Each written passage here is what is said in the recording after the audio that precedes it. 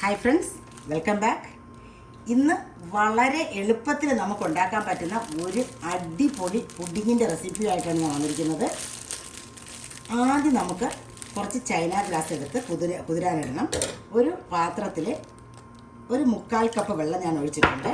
അതിലേക്ക് ഒരു 7-8 ഗ്രാം, അതായത് ഒരു ഫിംഗറിൻ്റെ നീളത്തിൽ ഏതാണ്ട് അത്രയും നമ്മൾ കണ്ടിച്ചിട്ടാൽ മതിയാവും.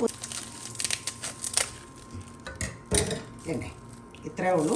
അതിനെ നമുക്കൊന്ന് കുതിരാനായിട്ട് ഒരു 1/4 കപ്പ് വെള്ളത്തിൽ വെച്ചിട്ടുണ്ട്. ഇനി നമുക്ക് വേണ്ടത് ഇച്ചിരി ഫ്രൂട്ട്സാണ്. എൻ്റെ കയ്യിൽ ഒരു ആപ്പിളും ഒരു മാംഗോയും ഉണ്ട്. അപ്പം ഒരു പകുതി ആപ്പിളും പകുതി മാംഗോയും ചെറിയ പീസുകളായിട്ട് നമുക്ക് നുറുക്കിയെടുക്കാം. പകുതി മാങ്ങയും പകുതി ആപ്പിളും കൂടെ ഞാനിവിടെ നുറുക്കി ഒരു പാത്രത്തിൽ വെച്ചിട്ടുണ്ട്. ഇനി മറ്റൊരു പാത്രത്തിൽ ഒരു 1/2 കപ്പ് പഞ്ചസാര ഇട്ട് അതിലേക്ക് ഒരു 1/2 കപ്പ് ചൂടുവെള്ളം ഒഴിച്ചു കൊടുക്കുക.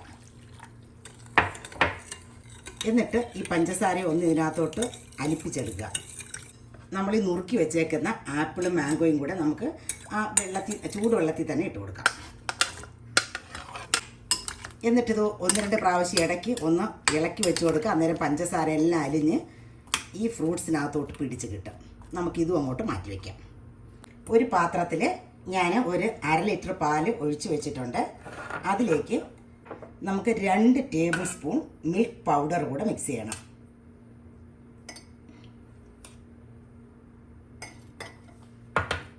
അപ്പോൾ മിൽക്ക് പൗഡർ ഞാൻ ഇച്ചിരി വെള്ളത്തിൽ മിക്സ് ചെയ്ത് അതിനകത്തോട്ട് ഒഴിക്കുവാണ്.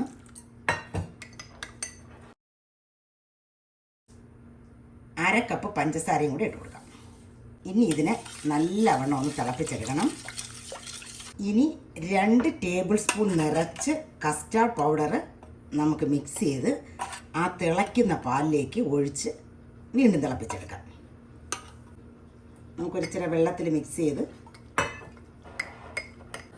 നമ്മുടെ പാല് തിളച്ച് കഴിഞ്ഞു. അപ്പോൾ അതിലേക്ക് ഈ മിക്സ് ചെയ്ത് വെച്ചേക്കുന്ന കസ്റ്റാർഡ് നമുക്ക് ഒഴിച്ചു കൊടുക്കാം. മാറ്റി ഇതുപോലെ തിക്ക് പേസ്റ്റ് ആയി കഴിയുമ്പോഴത്തേക്കും നമുക്കിതിനെ മാറ്റി വയ്ക്കാം.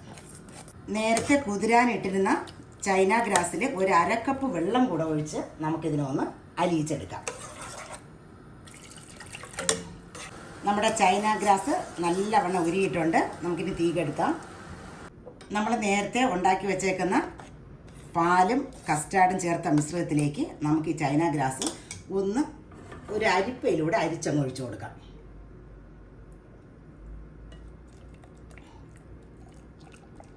നമുക്കിനി ഇത് നല്ലവണ്ണം മിക്സ് ചെയ്യാം.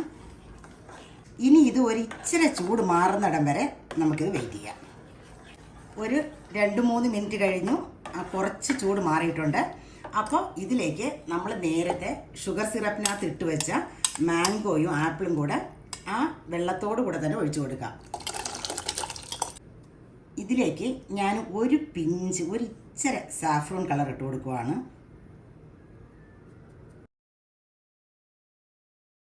ഞാനൊരു ഗ്ലാസ് ട്രേയിൽ ഇച്ചിരി ഗീ തൂത്തെടുത്തിട്ടുണ്ട്. ഇനി നമുക്കിതിനെ ഒരു പതിയെ അതിനകത്തോട്ട് ഒഴിച്ചു കൊടുക്കാം. എന്നിട്ട് ഈ എയർ ബബിളൊക്കെ ഒന്ന് പൊട്ടിച്ച് നമുക്കങ്ങോട്ട് മാറ്റി വയ്ക്കാം. ഞാനിവിടെ സ്ട്രോബെറി ജെല്ലിയാണ് ഉണ്ടാക്കുന്നത്. അപ്പോൾ ഇത് 85 ഗ്രാമിൻ്റെ ഒരു പാക്കറ്റാണ്. നമുക്ക് അത്രയൊന്നും വേണ്ട. ഞാനിപ്പം ഒന്നിച്ചുണ്ടാക്കുവാണ്. കുട്ടികളുണ്ടെങ്കിൽ അവർക്ക് കൊടുത്തു കഴിഞ്ഞാൽ ജെല്ലി വെറുതെ ആയാലും കുട്ടികൾ കഴിച്ചോളും. അപ്പം ഞാൻ ഒരു പാത്രത്തിലേക്ക് ആ ജെല്ലി മിക്സ് ഇടുവാണ്. അതിൻ്റെ കൂടെ ഞാൻ 2 ടേബിൾ സ്പൂൺ പഞ്ചസാര കൂടെ ആഡ് ചെയ്യുന്നുണ്ട്. അത് ഓപ്ഷണലാണ്, വേണമെങ്കിൽ മതി.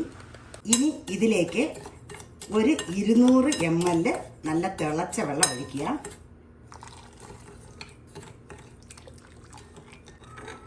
അതുപോലെ 200 ml കപ്പിൽ 1 കപ്പ് നല്ല തണുത്ത വെള്ളം കൂടെ ഒഴിക്കുക. നമ്മുടെ ജെല്ലി റെഡി ആയിട്ടുണ്ട്. നമ്മുടെ പുഡിങ് ഏതാണ്ട് ഉറച്ച് വന്നിട്ടുണ്ട്. അപ്പം നമുക്ക് ഇതിൻ്റെ പുറത്ത് നമ്മൾ ഉണ്ടാക്കി വെച്ചേക്കുന്ന ജെല്ലിയുടെ പകുതി ഒഴിച്ചു കൊടുക്കുക. ഒരു പകുതി മതി കേട്ടോ.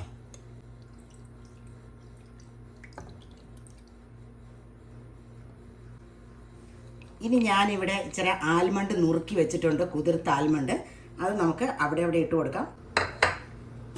ഇനി നമുക്ക് ഒരു അലുമിനിയം ഫോയിൽ പേപ്പർ കൊണ്ട് മൂടി നമുക്ക് ഫ്രിഡ്ജിലേക്ക് ഒരു 2 മണിക്കൂർ വെച്ച് കൊടുക്കാം. ഒരു 2 മണിക്കൂർ കഴിഞ്ഞ് നമുക്ക് എടുക്കാം. ഫ്രീസറിൽ വെക്കേണ്ട, ഫ്രിഡ്ജിൽ വെച്ചാൽ മതി. പുഡിങ് ഫ്രിഡ്ജിൽ വെച്ചിട്ട് 2 മണിക്കൂർ കഴിഞ്ഞ് നമുക്ക് നോക്കാം. ഇതേണ്ട നല്ലവണ്ണം സെറ്റായിട്ടുണ്ട്. ഇത് കണ്ടോ, നല്ല കുലുക്കിയാലൊന്നും താഴെ പോകത്തില്ല. നമുക്കിനി ഇതൊന്ന് കട്ട് ചെയ്ത് നോക്കാം.